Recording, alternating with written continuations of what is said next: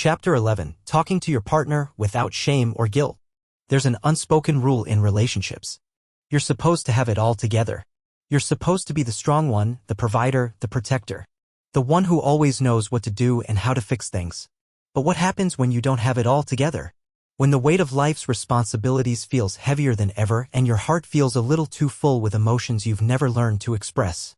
It's easy to hide, to retreat, to keep things bottled up inside. But that silence? It builds walls between you and the one person you love most.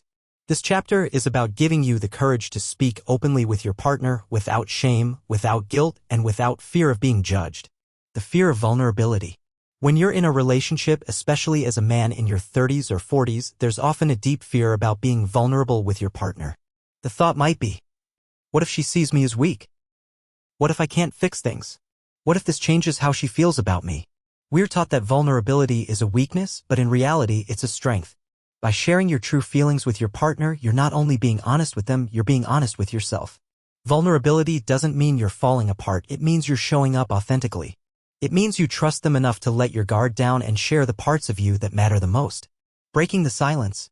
One of the biggest obstacles to communication in relationships is the silence that grows between partners. And it's not always because you don't care or don't want to talk. Sometimes it's because you're afraid of burdening them with your problems. You feel like you should handle it on your own. You're scared of their disappointment or judgment. You don't have the right words to express how you feel.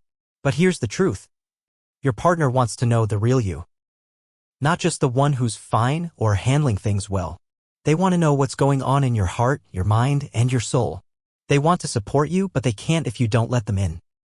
How to start the conversation. Talking about your struggles with your partner doesn't have to be a grand gesture. It doesn't have to be a formal sit-down or a long monologue.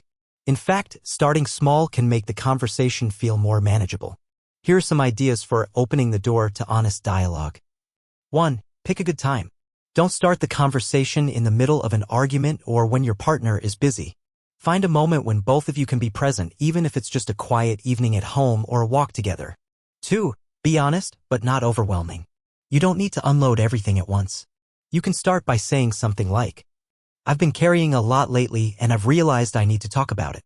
Let your partner know that this is important, but that it's also okay if it takes time to unpack everything.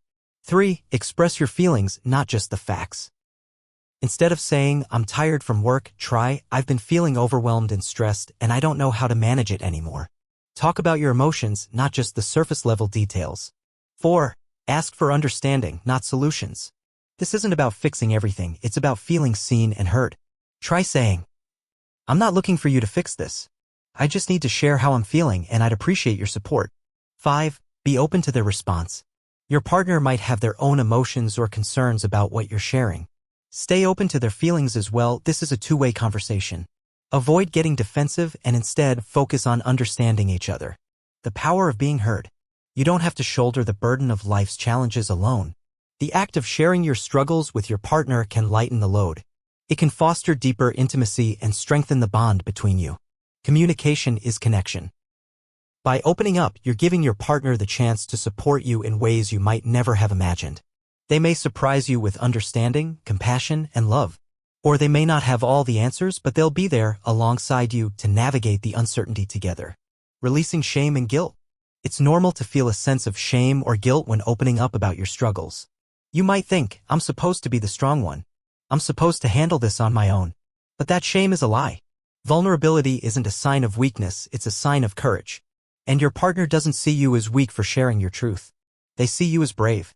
You're both on the same team. Your struggles are not burdens to carry alone, they're challenges to face together. Creating a safe space for vulnerability. It's important to continue fostering an environment where both you and your partner can express your emotions openly. A healthy relationship is built on mutual trust and support, and that starts with vulnerability. Keep checking in with each other. Offer a listening ear without judgment. Avoid using your partner's vulnerability against them in the future. Acknowledge each other's needs and be willing to compromise. By doing so, you make room for deeper conversations, greater intimacy, and ultimately a stronger bond.